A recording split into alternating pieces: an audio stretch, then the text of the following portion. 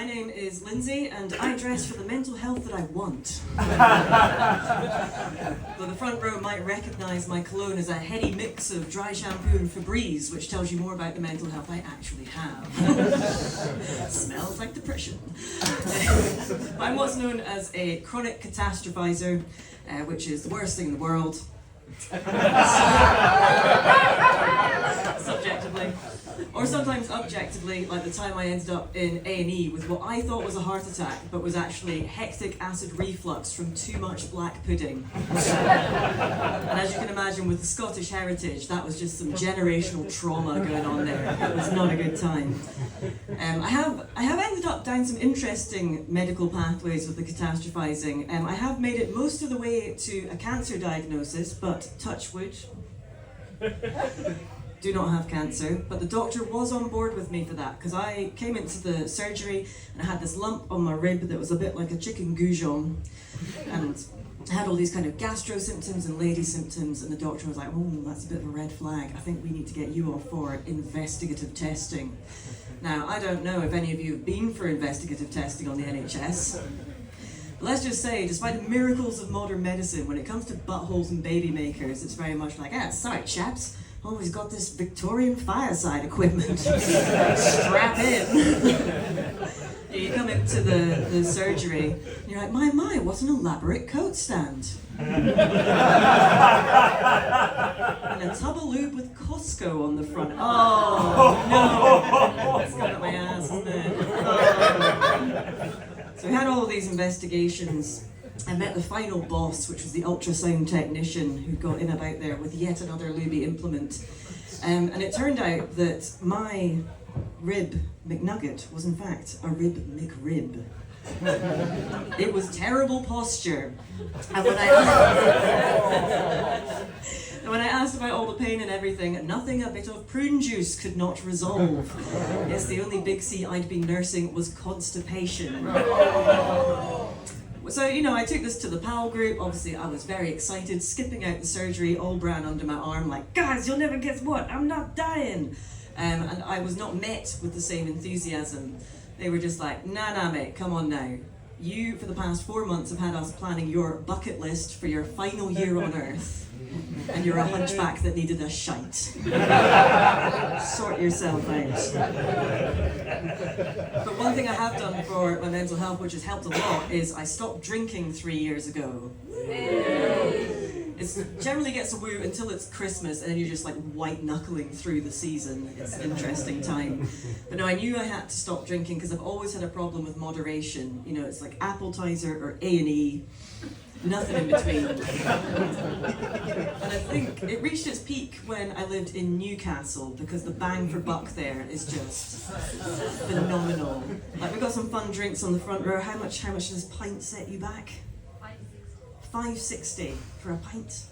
Liquid gold. Well, no, that's poppers, and that's a very different conversation. But in Newcastle, you could get 3 triples for a tenner. Used to be a fiver in a nightclub called Sinners. Yes. Do you remember Sinners? Yeah. Most people don't remember Sinners. They just walk past it and have like a vague sense of doom and PTSD. Because something you should know about Sinners was it had a dancing cage above the dance floor that you were allowed into no matter how many triples you'd had, which was phenomenal. So like, I have that big pink fluffy coat at the back. I was wearing that and my stripper heels, like, I'm a prisoner of Henry VIII. I was like, no, you're not, you're a daft twat, get out. But what I loved about Sinners was they had all these promo boards around town to advertise this deal. And it was like, Sinners Super Saturdays, 3 triples for a tenner, hashtag Sinners for winners, hashtag please drink responsibly. That's putting so much pressure on the punter. That's like asking James Bond to be gamble aware. I do have a favourite one for Be Gamble Aware though. I don't know how many of you watch terrestrial telly, but people's postcode lottery adverts have a little begambleaware.org up in the corner. And I just think, what does a gambling addiction to the people's postcode lottery look like? Because like some mad bastard moving house every 6 months for a fresh coat.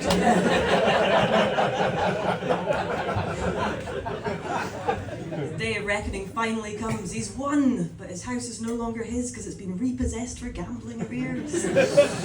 Someone's knocking at the door. Bailiffs. But now, so we don't have any drinking anymore. I'm trying to quit the fags, although if you see me in the break, you'll see how that's going.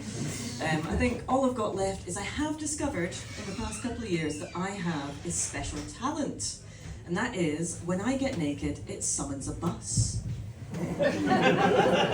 Allow me to explain. I live on a bus route and I don't close my blinds. And it doesn't seem to matter when the last bus was. And you know, it's first bus, if you are erroneously named, you know, if there's been a bus, it might not be one till tomorrow. But whether it's been a minute or an hour, as soon as I get naked, you can hear the diesel rumbling up the hill. I'm like, oh no, right, what we got? I need to grab something, let's get something on. And the top deck goes past, like...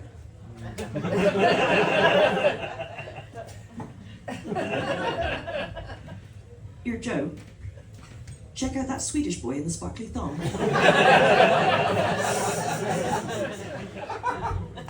Pretty sure that's a girl, mate. Maybe she's just Bjorn that way. And I wish this was my first dalliance with inappropriate nudity, but there is a story from my early 20s which I'm going to tell you now. And that was when I got to the end of uni, I was looking for some jobs because I am someone that is called a hobby wobbler. Now, you may know a hobby wobbler, you may be a hobby wobbler yourself. This is someone who takes a new interest every couple of weeks, has a new pet passion, right up until the moment they bought all of the associated tat, and then they immediately lose interest and have to hide these purchases in the cupboard of shame, so that people don't know how wasteful they are. Now, I had a very impressive cupboard of shame in my 20s. It was like the room of requirement in Harry Potter, or as we're in Bristol and we don't want a JK reference, it was like Narnia. It was a good time. I also got a couple of cats when I was fresh out of uni. You know that this person has cats. It's giving cats vibes. And I also got a gerbil who I called Goebbels. I grew up in the era of watching a lot of South Park, and it took me quite a few years to learn what was and wasn't socially appropriate. But one day Goebbels got sick. And I didn't have any money to take him to the vet because I'd spent it all on tat in the cupboard of shame. And so I thought, right, I'm going to have to sell something to generate some capital here. And so I rummaged through the cupboard, you know, got sort of juggling kit falling off the shelves, a wee ukulele I'd played twice, some panpipes, occasionally a juggler who was my ex-boyfriend at the time. And we got to the very back of the cupboard and found the jewel in the crown, the didgeridoo. Now, I got that didgeridoo when I was 15, and the operations that Rolf Harris was best known for were on Animal Hospital and not U-Tree. So, I love how that's the bit that loses the room. He's the one who did it! No. So I thought, right, that ship sailed. I'm not going to be getting in about the didgeridoo. Let's whack it on Gumtree. And because I lived in Edinburgh at the time, of course, like 80 hands stuck up straight away, like, me, I too want to realise my natural ability for circular breathing, give it to me. And so I picked a guy, met up with him, went to go and meet up with him, and I said, you know, how will I know it's you? He's like, oh, well, you know, 6'4", North Face jacket. I was like, so all of you in Edinburgh then. He's like, oh, but how will I know it's you? I was like, well, you know, 5'7", certified cutie pie. Holding a didgeridoo might be the giveaway, But yes, got it sold, got money, got Goebbels off to the vet. Alas, he did not make it. Maybe that will teach you for all those heinous war crimes. Stupid hamster. No, I thought, well, I've got too much higher stake pets at home. I've got the cats. We can't let this happen again. So I went off to the library to go and find myself a job. And we had this was sort of mid-2000s, we had a corkboard of doom in the library reception, and you just picked something off it and hoped for the best. And so I went up, picked my ticket, and what did it say? It said, would you like to be a supporting actress for a day rate of £300?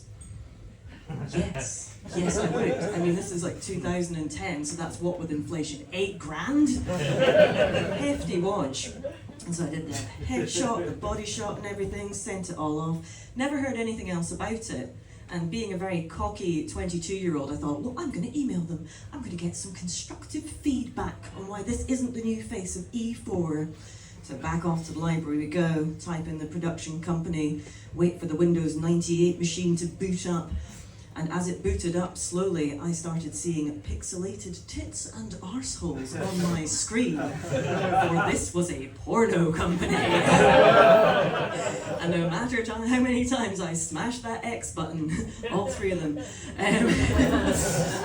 it just was not shutting down. And you could see the security guard going past that.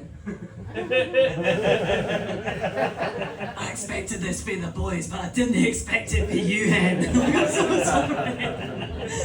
And I told my friends about it, and I felt so dumb because, you know, the clues were all there. You know, the auditions were in a motel in the outskirts of Glasgow. They'd asked for things like, you know, lots of body confidence and stuff. And then when I looked at the artistic directors, they were called Bend Over and Phil McCracken. Maybe I could have utilised those didgeridoo skills after all. But no, actually, I spent about 10 years working in psychiatry after uni, which I think checks out, given the whole CBeebies on the eyes, Radio 4 and the ear vibes that I carried out in abundance. And what I loved about psychiatry is you got access to all the questionnaires that tell us everything that's going on in here. So naturally, I did all of them. Found out a few things about myself, and I got a fair bingo sheet going on. But the main reason I wanted to do all the questionnaires is, like I said, I watch a lot of telly, and I have a fondness for a particular type of advert, and that is the badly dubbed toothpaste commercial. Big fan. And I wanted to be able to do with psychiatry what they do in these adverts. Like, when people ask me which mental illness I recommend, I tell them mania. It's the one I have myself. Warning, unmedicated mania may result in flights of fancy, gratuitous spending sprees, and being a top shagger. Batteries not included, because you won't need them. 9 out of 10 dentists recommend psychosis. I am those 9 dentists.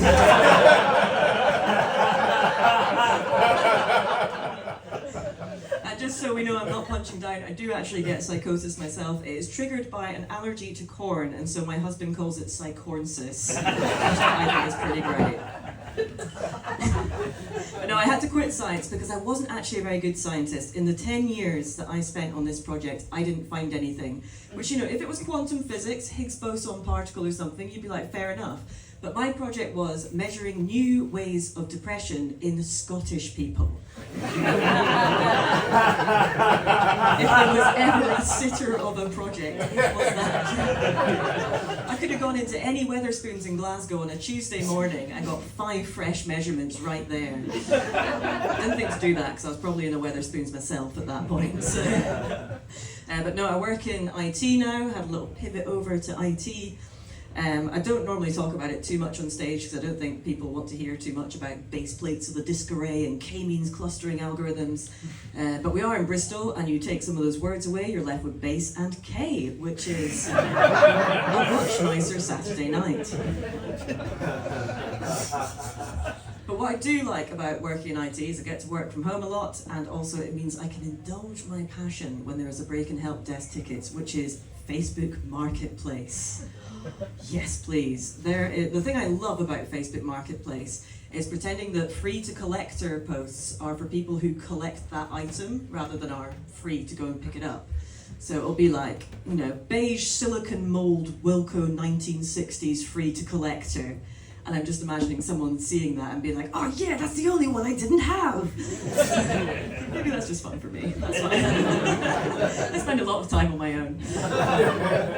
But the thing I hate about Facebook Marketplace is when they say it's from a smoke-free, pet-free home. I smoke and I have pets. I don't want your soulless feng shui in my house. Thank you very much. And if it's smoke-free, pet-free, why are you selling a dog bed? Is that a skipsy down the mine shaft? You know, it'll be smoke-free, pet-free, but what they don't tell you is they've got 3 kids. So, you know, it's great the IKEA Pohang chair doesn't have that certain ode to Lambert and Butler, but it has had Jimothy's poopy little hands running all over it. So I might get pink eye.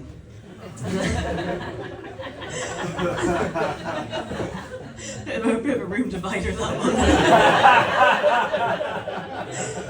But my other hobby is to look on Zoopla at houses I cannot afford. And part of the reason I love that is the estate agent descriptions underneath. Because the UK seems to be the last bastion of the relational measurement, such as a stone's throw. So, you know, for me, a stone's throw would be about, 3 meters? My local estate agent, 12 miles. Which is very impressive. I didn't know leeches had hands.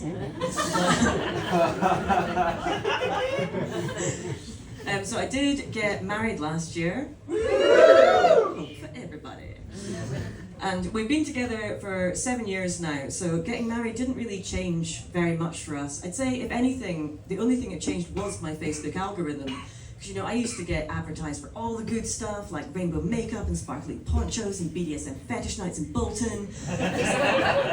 Everything a girl wants. And ever since I have been married, and Facebook knows about this, because obviously it's not official unless you update it on Facebook, it's changed to articles about the mental load. Ooh, give me a cheer if you have read an article about the mental load.